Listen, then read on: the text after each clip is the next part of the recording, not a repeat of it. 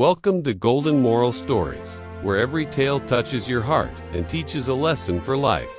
Today's story is the gift of a kind heart. Let's begin. In a peaceful little village surrounded by green fields, there lived a young boy named Aaron. He wasn't rich, nor did he own fine clothes or toys. But Aaron had something priceless, a heart full of kindness. Every day, he helped his neighbors, fed stray dogs, and smiled at everyone he met. People liked him, but they didn't realize how deep his kindness went, until an unexpected event changed everything. One sunny morning, Aaron saw an old man struggling to carry a heavy sack of grain at the market. Without hesitation, Aaron stepped forward, lifted the sack onto his shoulder, and walked alongside him. The old man, surprised by the boy's generosity, asked about his family. Aaron replied softly, "I don't have much, but I believe helping others is life's greatest treasure." Later that evening, dark clouds gathered and heavy rain began to pour. As most villagers rushed indoors, Aaron noticed the same old man at the well, trying to cover his goods. Without a second thought, Aaron ran over with his umbrella, holding it above the man until the rain stopped.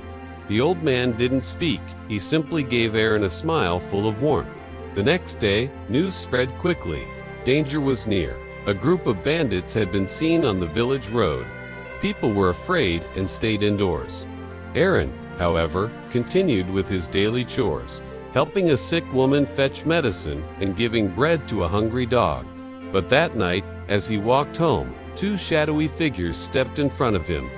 "Give us all your money." One of them growled. Aaron froze. He had no money, only a small loaf of bread in his bag. His heart raced, and for a moment, fear took over. The men stepped closer, but before they could harm him, a firm, commanding voice echoed in the darkness. "Leave the boy alone." The sharp voice cut through the stillness of the night like a knife through silk. It was deep, steady, and carried a power that made the hair on the back of Aaron's neck stand on end. For a split second, even the night seemed to hold its breath. Aaron froze. His heart was thundering in his chest, pounding so hard he could hear it in his ears. Slowly, almost afraid of what he might see, he turned toward the voice.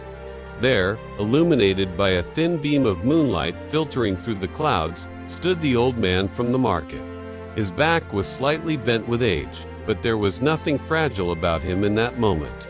His hands gripped a thick wooden stick, worn smooth from years of use. His face was lined with wrinkles, but his eyes were fierce, sharp, and unwavering.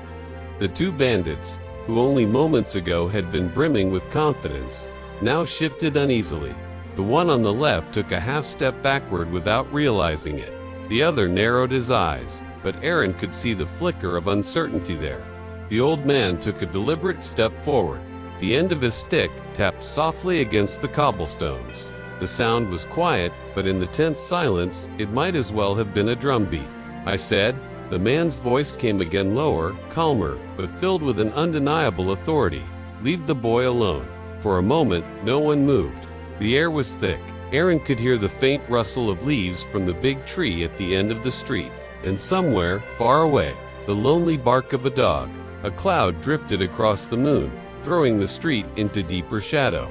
The bandit on the right muttered something under his breath, too quiet for Aaron to catch, but the old man didn't flinch.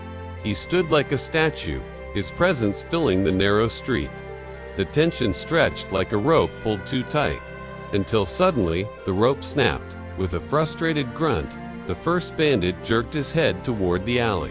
Without another word, both turned sharply. Aaron's home was small, just 2 rooms, with walls patched in places and a roof that groaned under heavy rain. Inside, he lit a small oil lamp.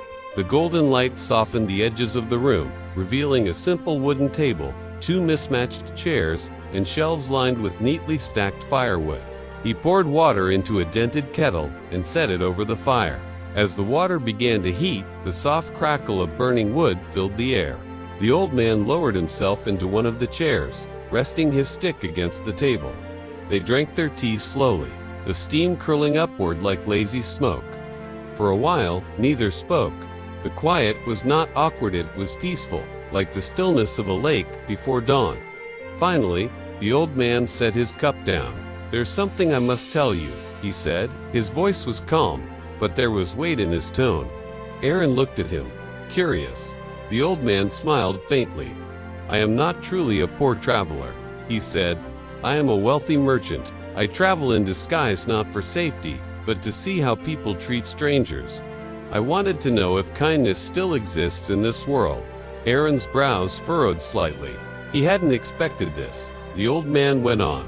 "Many I have met offered me false smiles, polite words, but no real help. You, however, you didn't hesitate. You didn't ask who I was. You didn't wonder what I could give you. You just helped." The next morning, the old man asked Aaron to join him in the village square. The air was cool and fresh, carrying the scent of wet earth from last night's light rain. The sun had only just begun to peek over the horizon, painting the rooftops in soft gold. Villagers began to gather, drawn by curiosity. Mothers stood with their children, men leaned on their tools, and a small group of elders whispered among themselves. The square was alive with quiet anticipation. When the crowd was ready, the old man stepped forward. His voice was clear and steady as he told the story how Aaron had helped him in the market, how he had sheltered him from the rain, and how that same kindness had returned to protect Aaron from danger. People listened, their expressions changing with each detail. Some looked at Aaron with admiration, while others glanced away, guilt written on their faces. Then the old man turned to Aaron and spoke loudly enough for all to hear. "This boy has a heart richer than any gold mine, and for that I will gift him a shop fully stocked so he can earn a living and continue to help those in need." A wave of surprise rippled through the crowd. Aaron stood frozen, trying to process what he had heard. The corners of his eyes burned with unshed tears. "Thank you," he managed, his voice breaking slightly. "But I promise this shop will not just be for business. It will be a place where kindness is given freely, where no one leaves hungry, and where everyone finds hope." The promise was kept. In the days that followed, the shop was built. Its shelves were lined with bread, grains, vegetables, and simple necessities.